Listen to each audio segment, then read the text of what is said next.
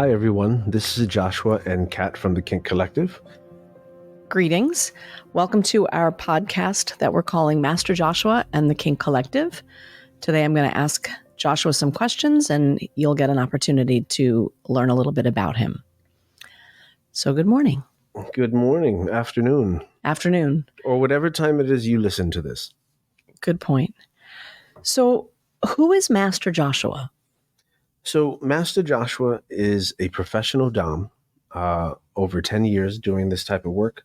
The work that I do is people come to me for guidance to understand self, to understand how they can function optimally in society, being the best human that they can, and to understanding their purpose in life, like why are they here.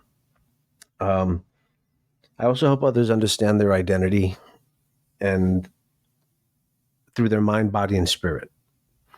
It's an incredible career path, profession, lifestyle that's fallen into my lap.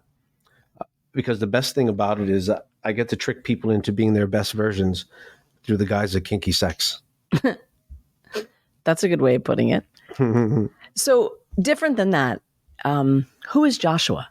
So I was born in New York City. I'm sorry, not born. I grew up in New York City. I was born in Miami, but I feel like I was born in New York City. I'm a father, a son, a brother. I'm a person of faith, learned faith. I wasn't indoctrinated. I learned my faith through experience. I identify as a leather sexual. And by that, what I mean is I'm drawn to people who have the same core principles as I do when it comes to sexual identity. But we'll get into that. I'm an existentialist. Like I believe I like to look at things from the big picture and try to figure out what it is that we're doing here. Like what's our intention behind it. And I'm a human being. I think first and foremost, people forget that. You're right. They do. So tell us a little bit about the Kink Collective. What is the Kink Collective? Well, the Kink Collective started off as a leather family. It was a part of my life, a shift in my life where I had split with my partner and who we were hosting events, BDSM and kink events for a number of years. And I had to figure out what I wanted to take forward with me. So reflecting on what my contribution was,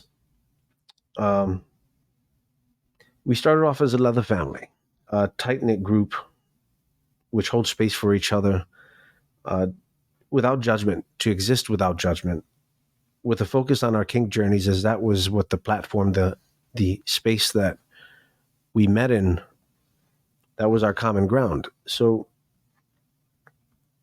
on the split, one of the most important things for me was equality, having a space where we can come into where we were respected and everyone had a voice and someone knew your name. It wasn't just a random type of journey that I was trying to create or event or space I was trying to recreate. The leather family is people who showed up and asked, how can I help? They were selfless. And again, the biggest thing is without judgment. So from there, we started to host events. And what we were hoping to do is set the example of what a safe space feels like and what the BDSM community can be if we raise the threshold of what our behavior should be like. You know, we want to be the change we wanted to see.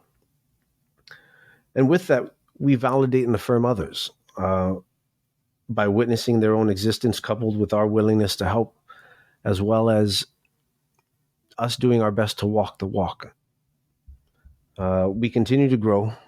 Our education has had great impact on the local and national communities. Our events are getting deeper into the community building aspect. And again, raising the bar for what the BDSM and leather journey can be.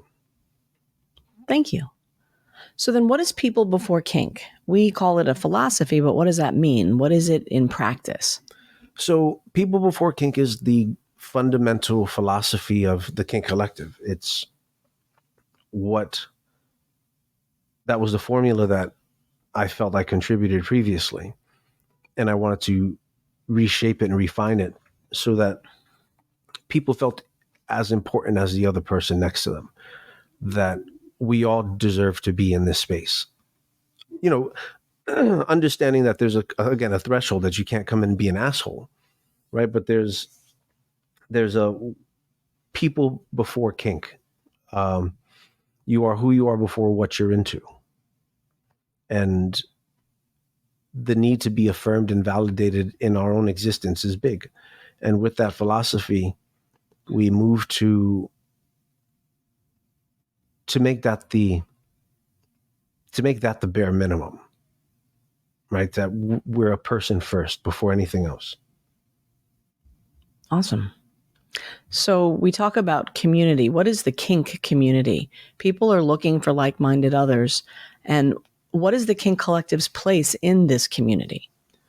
So I have two perspectives on community. It's great for validation and affirming our existence. And it helps us to know that we're not the only one. It's also very reassuring that we're not the only one suffering the way we're suffering and experiencing life like others. The other side of it, though, is that it limits growth, especially when they're governed by social markers. We lose the ability to see beyond our familiarities and the inability to change our positions based off of other facts or other opinions. It's like it can be very narrowing in perspective. Uh, Now, when it comes to the like minds of connecting with others, like what does it mean to find like-minded others? People come to our events, the Kink Collective events, because they want to feel visible and included, right? They don't want to feel like they have to squeeze their way in. That it's okay to be just the way you are. That you have again, and it comes back to a name for me because when I started going out to events, I would pay, I'd get in, and I was just there. When I started hosting events is when I wanted to make sure I knew everyone's name who came to the door, because it's a personal thing to come out into this journey of understanding yourself. Our spaces foster connection through our own life journeys uh, and structure. The vast majority of what kink and BDSM events are play parties without structure to help people connect. But they're more places where people pay to get in and you're just there. It's like going to a club. I don't want to go to a nightclub to experience connection. I want to go into a place that is made for connection. Cool. So the PBK process boils down to four things, really: willingness, introspection, vulnerability, and self-actualization. So let's talk for a minute about how this looks for someone that wants to travel down this path. What is introspection? Introspection, by my definition, when I think about it, it's the ability to contemplate within yourself, to determine what is your position, right? Your stance on something, your belief. So that's work that you just do, like, with yourself. Yeah, yeah. You look inward and you ask, well, what do I believe? Is this what I think about this? Okay, well, that's fair. And do you write it down? I mean, what do people do when they do introspection? What does that mean? I don't know. What I do is I have to find a way to integrate the knowledge or the awareness. So I can't just introspect and just make a note of it. I have to integrate it into living like I believe it. Interesting. So then what is vulnerability? Vulnerability, some people look at it as a positive, others look at it as a negative. And, by definition, it's the openness of being exposed to harm. But for me, it's liberation, right? It's like if everyone knows all of my vulnerabilities, there's nothing you can surprise me with. I referenced the 8 Mile movie as of late when Eminem, if you've never seen it, listener, check it out because it's a really cool movie. The last battle that he did at the end, where he just exposed all himself on that stage, and the guy he was battling had nothing to come back on. Right? So it's like if you can bare your chest within reason, right? It's pretty liberating. What would you say to someone who says it's neither good nor bad, but just scary to be vulnerable? It should be. All right, that's fair. So then what is self-actualization? I think speaking one's truth as another bears witness, right? Because to self-actualize, someone has to witness the change, I think. Because you can do it, but then did you really do it? Yeah. I think you once said to me that it's like that you get to see yourself in the process of speaking about yourself to another person. Yeah. Yeah. Something along those lines. It's like when you speak your truth, your position, your belief on something to someone, you have made it a fact or a true fact. And you leave it up to your actions. Like now you have to be a person of your word. Because you're going to self-actualize your person of your word or you're not. Well, I suppose if that's what you list as a truth, is that you're someone who walks the walk, then once you say it out loud, you better be prepared to do it. Yeah. So why then is willingness so important? Willingness is the courage required to walk the walk, I think. The consent to do the work, right? Saying to yourself, maybe to others as well, I'm going to show up and I'm going to perform.